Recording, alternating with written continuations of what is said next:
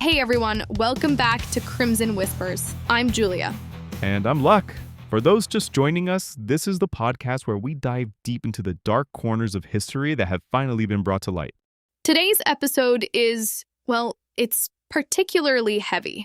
We're talking about Unit 731, which was a covert biological and chemical warfare research program by the Imperial Japanese Army during World War II. Right, and I have to say up front, this is one of those stories that really shows humanity at its absolute worst. So if you have sensitive listeners in the room, you might want to adjust accordingly. Absolutely. So, look, when most people think about World War II atrocities, they immediately think of the Holocaust, which is completely understandable. But Unit 731, this was happening on the other side of the world, and it's been much less talked about historically. Exactly, and there's a reason for that. Unit 731 was officially established in 1937 and was headquartered in what is now Harbin, China. It was led by a microbiologist named Shirō Ishii. Wait, let's talk about that location in Harbin for a minute. I think people need to understand just how massive this operation was. We're not talking about some small laboratory tucked away somewhere. Exactly. Unit 731 was enormous. It covered about 6 square kilometers, which is roughly 1,500 acres. To put that in perspective, that's bigger than many small towns. The complex had over 150 buildings, including laboratories, dormitories, administrative offices, a prison, and even an airport. An airport? That really drives home the scale. And the security around this place was absolutely impenetrable. They had multiple layers of electrified fencing, guard towers, and the entire facility was heavily patrolled. At its peak, around 3,000 people worked there. Now, let's talk about the man behind all this, Shirō Ishii. This is important context because he wasn't some rogue scientist acting alone. He was a respected army surgeon and microbiologist who had studied at Kyoto University. He was charismatic, intelligent, and absolutely ruthless. Right, and what's particularly chilling is his motivation. Ishii was obsessed with the idea that biological warfare could give Japan a decisive advantage. He'd traveled to the West in the 1920s and studied the Geneva Protocol, which banned biological weapons, and he saw that as an opportunity, not a restriction. And the official purpose was supposedly water purification and epidemic prevention, but that was completely a cover story. And that cover story about water purification wasn't just for international consumption. They went to great lengths to keep the Japanese public in the dark. The facility was located in occupied Manchuria, far from mainland Japan, and everything was classified at the highest level. Exactly. And when they did mention Unit 731 in Japanese media, it was always portrayed as this noble medical research facility, helping to prevent disease outbreaks in China. The propaganda machine painted Ishii and his team as heroes protecting Japanese soldiers from epidemics. Right. The real purpose was to develop biological and chemical warfare and to test them on human subjects. They were essentially trying to create the most effective ways to kill large numbers of people through disease and poison. It's hard to even wrap your head around. The types of experiments they conducted, we're talking about deliberately infecting people with cholera, typhus, plague, anthrax.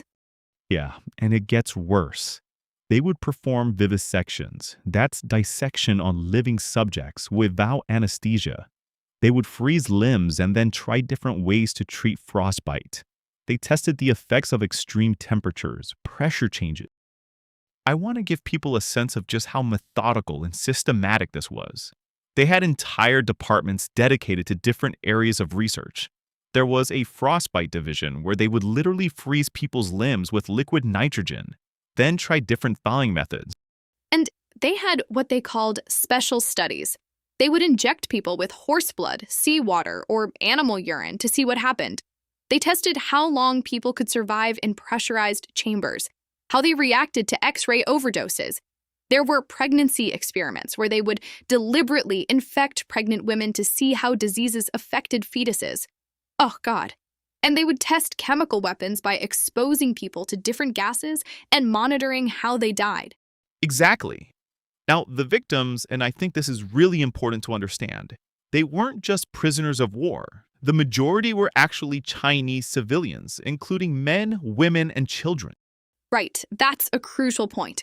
There were also Russians, Koreans, Mongolians, basically anyone the Japanese military could get their hands on in occupied territories.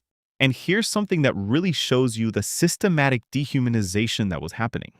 The researchers didn't refer to these people as prisoners or even as test subjects. Oh, the Maruta thing. That's particularly chilling. Yes, Maruta means logs in Japanese. They literally refer to human beings as logs. It was a deliberate psychological tactic to make it easier for the researchers to perform these horrific experiments by stripping away any sense of the victim's humanity. That's just It's the kind of language manipulation you see in every genocide. Once you stop seeing people as people, it becomes easier to do unspeakable things to them. Exactly. Now, in terms of the scale of this, historians estimate that somewhere between 200,000 and 300,000 people died as a direct result of Unit 731's activities. And that's just the people who died in the facilities themselves. Right, that doesn't include the biological warfare attacks they conducted on Chinese cities, which killed potentially hundreds of thousands more people. They would drop plague-infected fleas from airplanes, contaminate water supplies, distribute infected food. It was biological warfare on a massive scale. Let me be more specific about these biological warfare attacks because the scale was absolutely staggering. In 1940, they launched Operation PX against the Chinese city of Ningbo. They dropped ceramic bombs filled with plague-infected fleas. Within weeks, the plague had spread throughout the region. And that was just one attack. They hit cities like Chengde, Quzhou, and others. In some cases, they would spread cholera-infected food at markets or contaminate wells with typhoid bacteria. The death tolls were enormous. Some estimates suggest over 400,000 Chinese civilians died from these biological weapons attacks.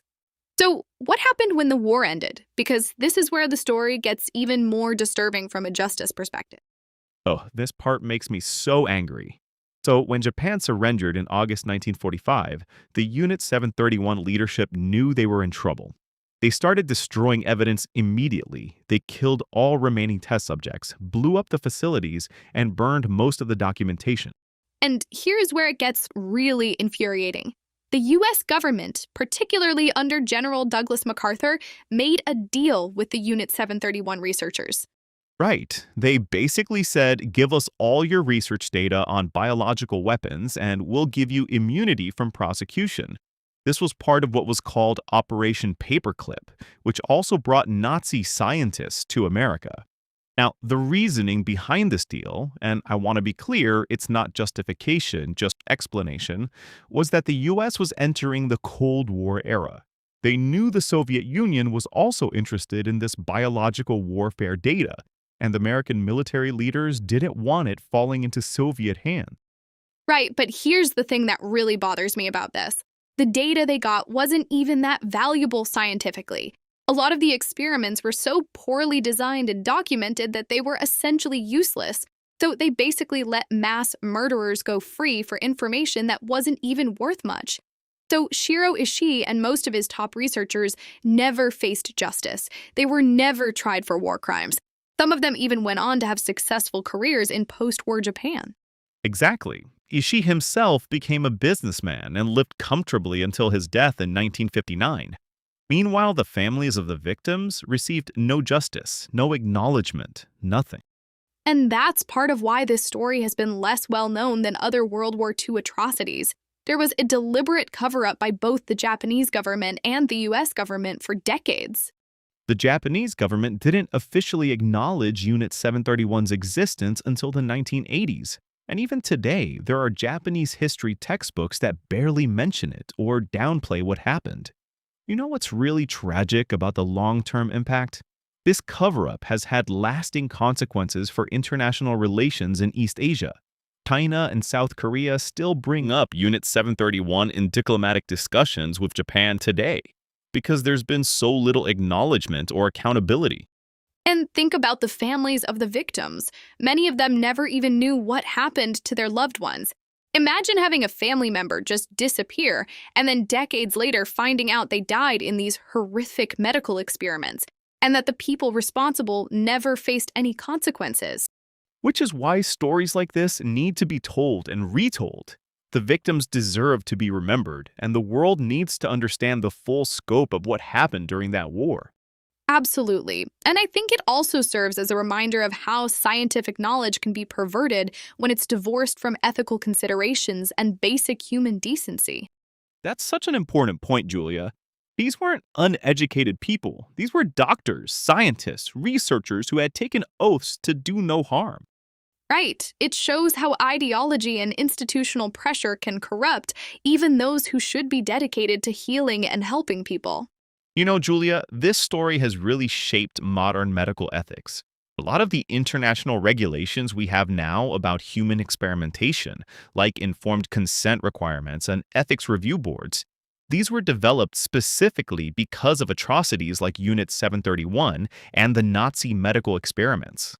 That's such a crucial point, and I think it's especially relevant now when we see how quickly conspiracy theories can spread about medical research and vaccines. Understanding what actual medical atrocities looked like Unit 731, helps us distinguish between legitimate oversight and paranoid thinking. And we should mention that much of what we know today comes from incredibly brave survivors and witnesses who came forward decades later. People who worked at the facility, some former prisoners who managed to escape, and researchers who eventually developed a conscience and spoke out. Right, and there was physical evidence too. In the 1980s, construction crews in the area actually discovered human remains and laboratory equipment buried at the site. Some Japanese journalists and historians have done incredible work piecing together the truth, often facing significant pressure and threats. Well, this has been a heavy episode, but I think it's important that we cover these topics. What do you think, listeners? Do you think more people should know about Unit 731? How do we balance the need to remember history with the pain that these stories can cause? Yeah, we'd love to hear your thoughts. Let us know through the comments below. And as always, thank you so much for listening to Crimson Whispers. We'll be back next week with another story that's finally been brought to light. Until then, take care of yourselves and each other.